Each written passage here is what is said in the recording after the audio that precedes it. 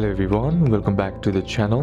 Hope you are doing well and fine, and in today's video I'll be showing you how to post a video on VSCO without paying. So without wasting any time, let's just jump right on the video and make sure to watch this video till the end and follow the steps as well. As of now, VSCO requires a paid membership to post videos to your profile. The free version of VSCO allows you to edit and share photos, but video editing and posting are features reserved for subscribers. So what you need to do in order to upgrade to Pro is by simply tapping on the smiley icon on the bottom of your screen. Then once you're inside here, what you need to do is tap on the three horizontal icon on the top left corner of the screen. Then once you're inside here, among the options, you'll be seeing an option that says Upgrade to Pro right here. Simply tap on that.